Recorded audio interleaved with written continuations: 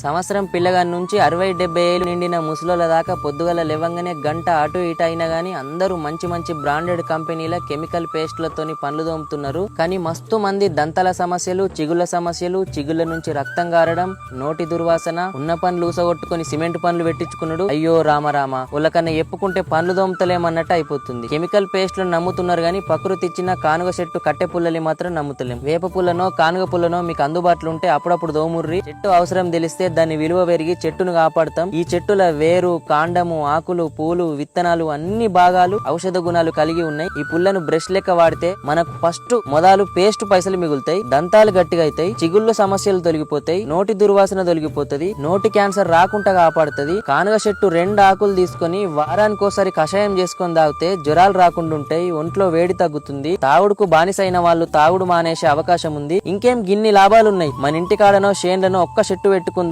రేపు లగ్గమయ్యేటి నాడు కూడా పచ్చని పొరకకో పాల పొరకకో మంచిగా వనికొస్తది కదా.